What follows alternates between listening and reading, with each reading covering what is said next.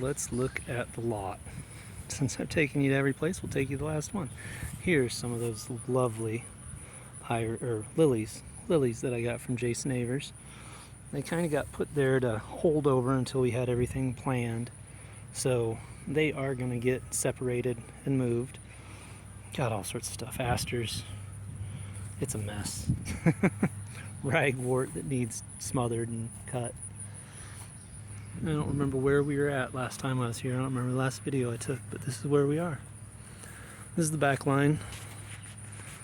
We got some marshmallow again here that we've transplanted from the house.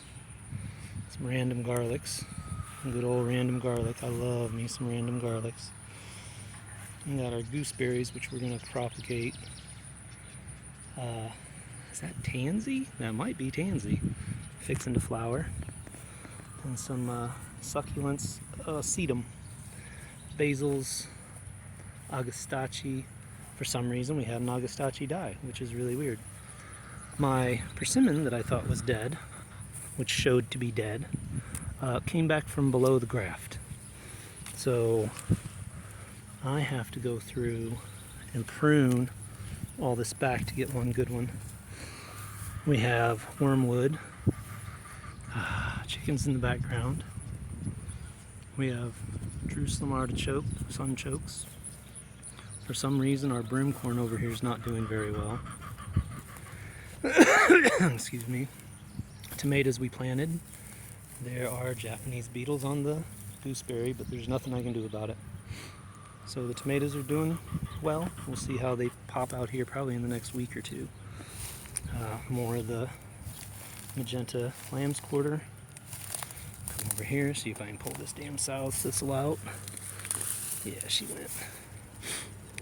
Sweet Annie, which is a Artemisia annua. Really good for lots of things.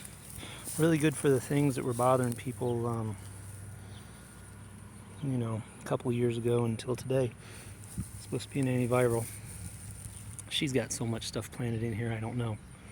Some of these plants, it's weird, are showing stress. Some aren't. It's very weird. The soil back here is really gummy. Black, gummy, clay, heavy soil, except for it's black. Down south they call it gumbo. Up here it's a pain in the ass. I can't remember what that is. That's larkspur. I don't think that's larkspur. Woad. It's gone to seed. Another monarda. I don't know if that's the fistulosa. The didinium, I think, is something else. Here's my other persimmon. Showing some funk. Showing some signs of some stressors. A little bit of fungus, it looks like. That's not good. I haven't been over here for a while. I'll have to take a look and see what that is, see what I can do. They are kind of close with these elderberries that have gone to seed. So, lots of things. All the things. All the things. So that's the elderberry, the back line. All sorts of comfrey, which is good old-fashioned comfrey. None of that Russian blocking stuff that costs a lot of money and doesn't reproduce very well from what I understand.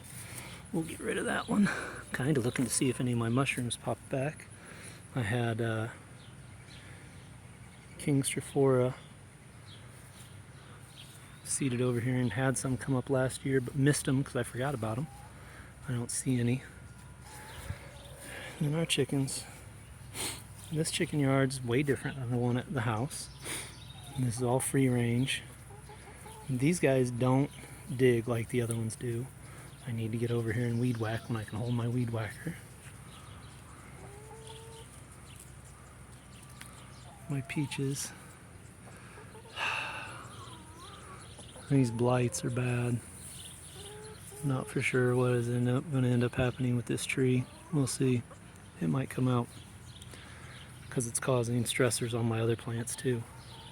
So here is a very wild black raspberry bed with our asparagus in the back.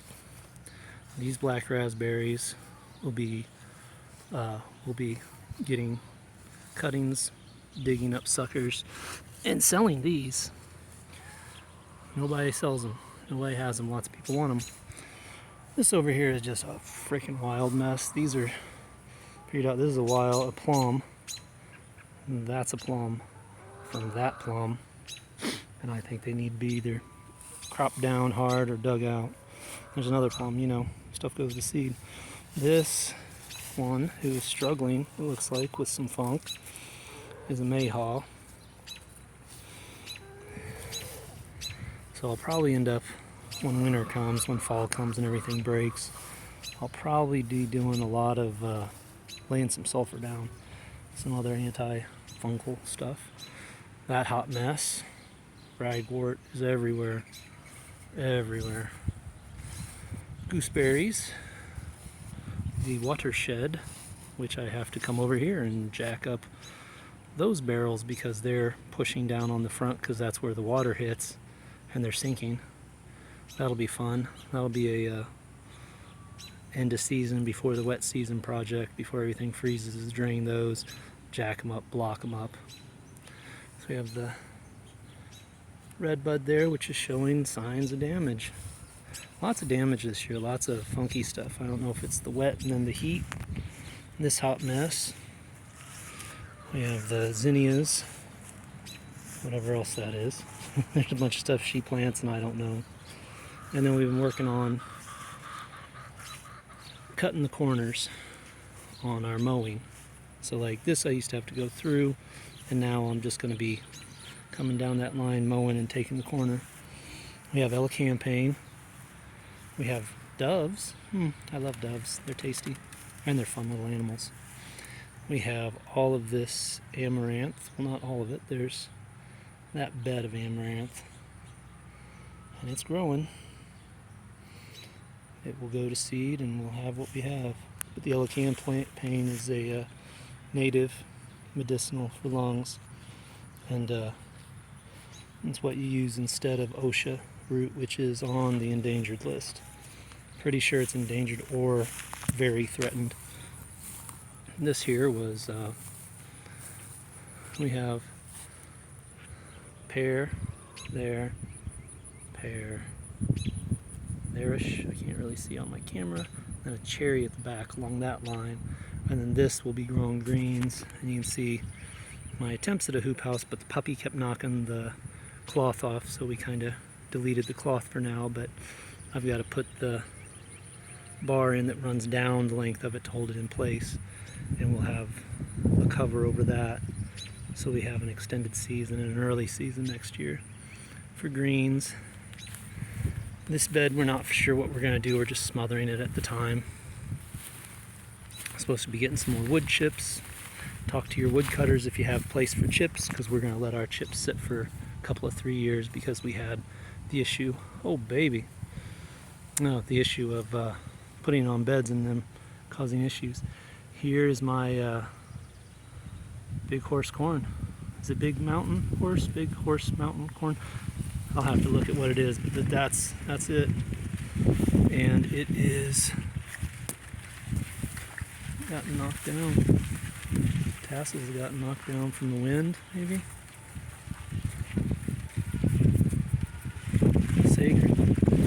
Sacred corn pollen. So the ones that are coming up right now are the horse. Oh, I've got tassels in there. Sweet. Silks. Sweet, sweet, sweet. That's awesome. This line up here should be blue corn. Should be a little slower. There's some. They're a little different.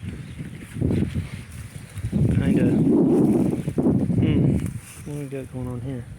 I have one winter squash. Oops, got my finger on the lens again. The buckwheat. Chop the shit out of the buckwheat, cut it down, just to let other things grow, because it does a really good job is what it's supposed to do. And that there, hopefully, most of that, except for the couple of corns that the dogs moved. I think those are corns. They may be sorghum too, who knows. Should be millet. But I'm happy for the corn, very happy, blessed, seeing corn pollen. I haven't been over here in a week now, So she's got her salvias growing with her lamb's ear. There's radishes everywhere. We have some other plants. This is going to get a little changed. This bed, probably what I'm going to do because of the dogs, is I'm going to put up a split rail fence, just to keep them out. We'll go out to the farm and cut stuff at the farm to put in there and enclose that so I can keep that just annuals bed. Next year I think I'm going to plant a block of corn down one side, probably 3 or 4 deep in the length of this, which is about 24 feet I think, if I remember what I counted, on paces at least. We got all sorts of stuff growing here. Randos, weird randos. What in God's name is that? I don't even know what that is. Bunch of seed I planted out. Stuff's growing good up here. It's kind of the prairie bed area. This here, a bunch of stuff's gone to seed. Oh, I need to come over and collect seed from it because that's going to be my cover crop for the fall planting. My one lone poppy, which I'm waiting for those to dry so I can get the seed. If I wanted to collect leaves for anything, that's past due. There was one other here, small one. Oh, that one's ready. Yeah, those tiny ones. There's not much to them, but they are seed.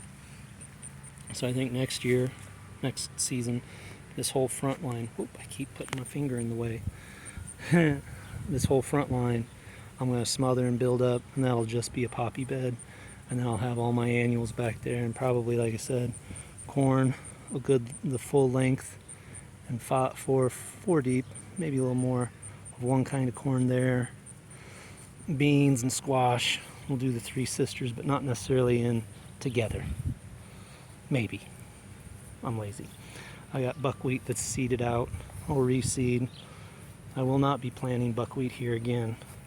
Buckwheat does a really good job, a really excellent job of smothering everything, which I should have known, but I like it. It's pretty.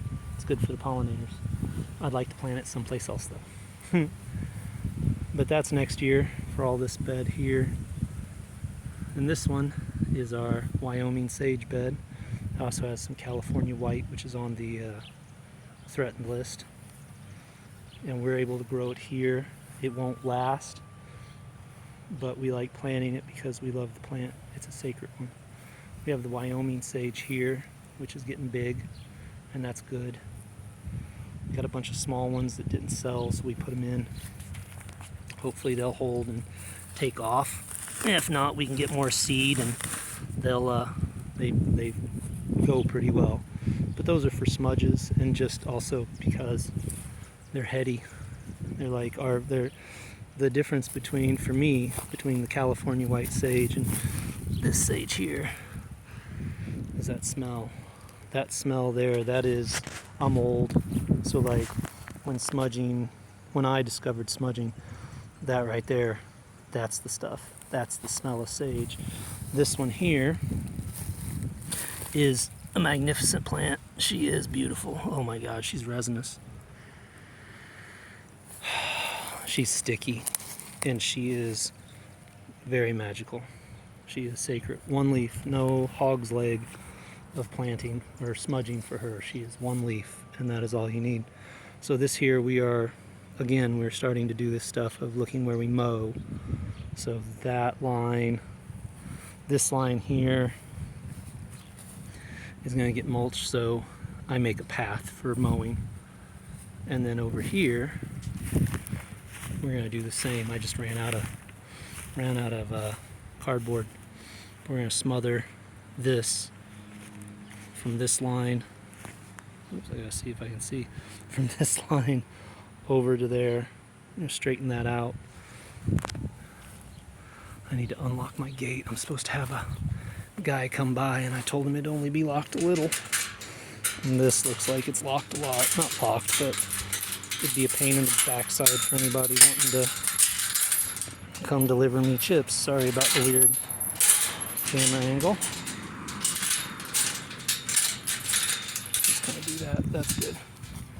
So yeah, like I was saying, this bed will get connected. This, where that poke is and everything, that'll end up hopefully filled with wood chips again. And then we're gonna do some bed extensions down here. I think where she's got that hay piled up is about where we're gonna stop with the bed. Probably gonna move that. Ooh, she ain't looking good. That little Siberian pea. This here will end up, I don't know where the raspberry or blueberries are gonna go. We've talked about putting blueberries over here. And right now there's potatoes and a freaking mess in there, but this could possibly be blueberries. This will probably be corn also next year, so I'll have 2 corn beds at least, and we'll probably do 4 rows all the way down, different variety than up there, and probably a different variety over at the Midlands that I was talking about earlier. Tomatoes are looking, they're going. These are Marglobes. They are these are definitely ready. They're bursting at the seams.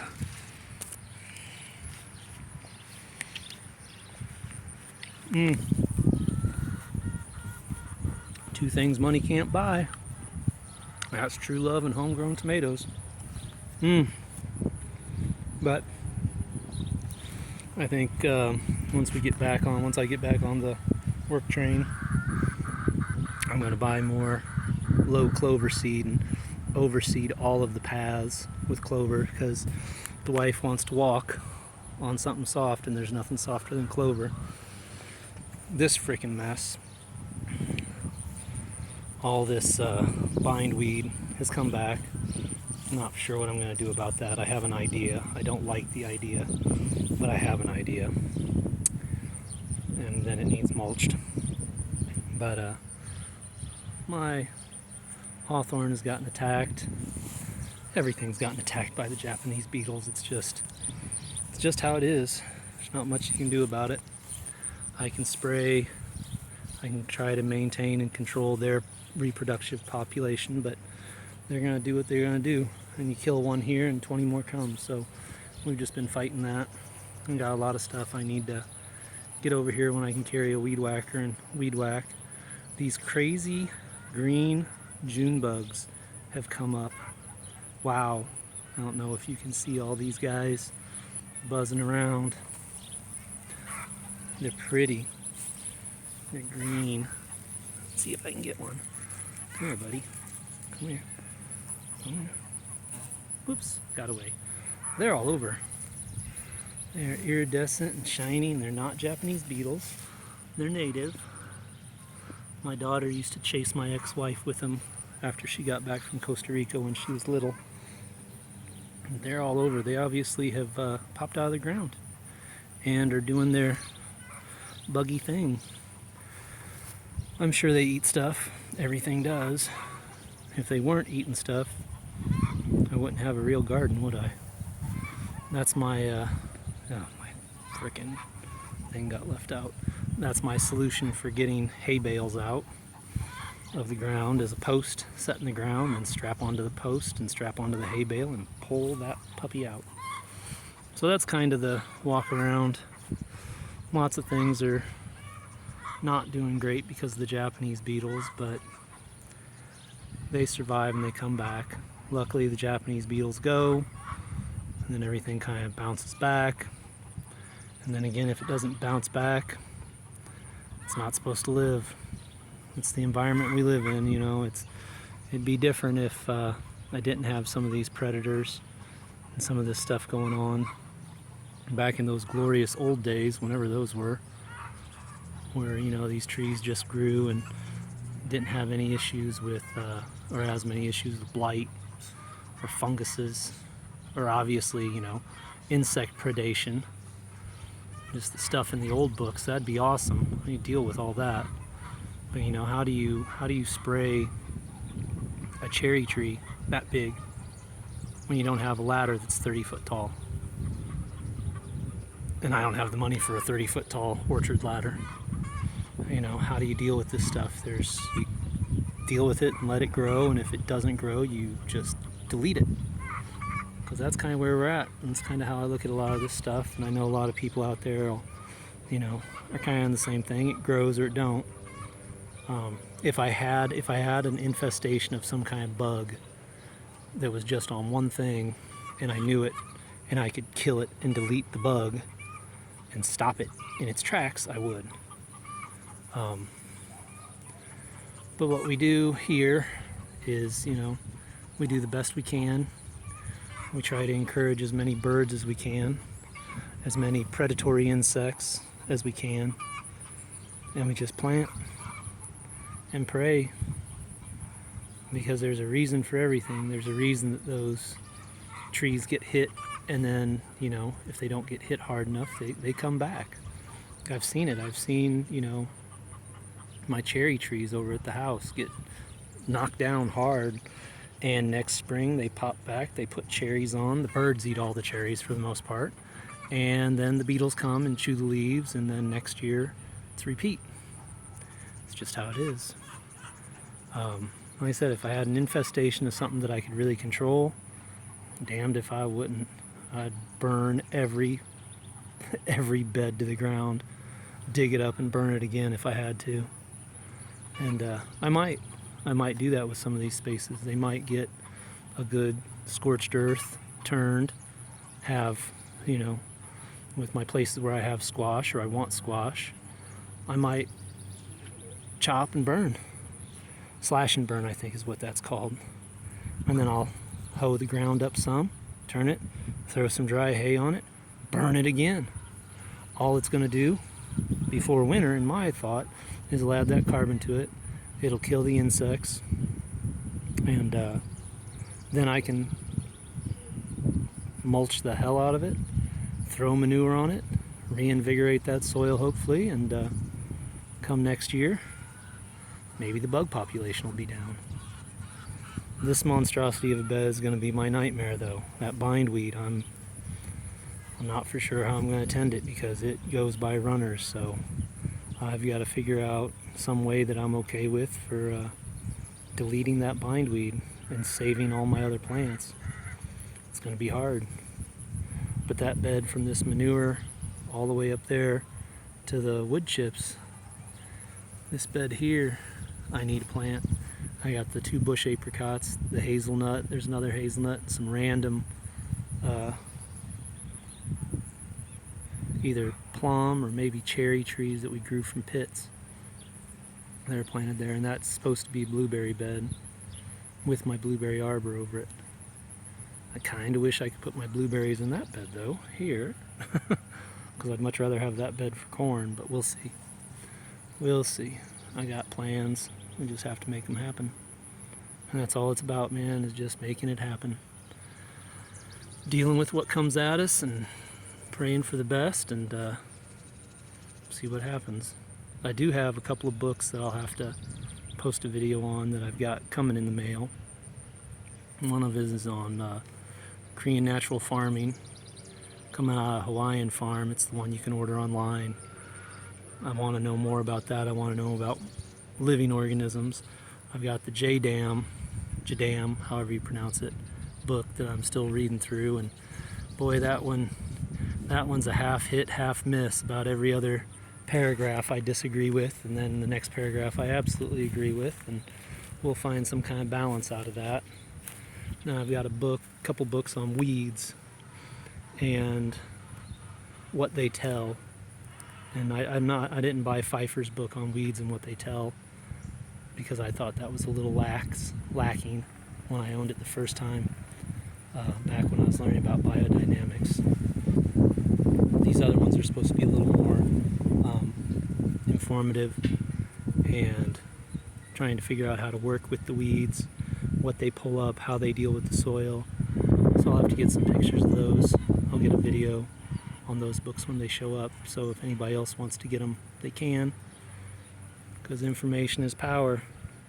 I know I've read a lot of different things about a lot of different ways, and I put very few things into practice because I'm a lazy sod, but we keep working, pick the good out of some, leave the ones you don't like behind, make it work for you. That's what it's all about.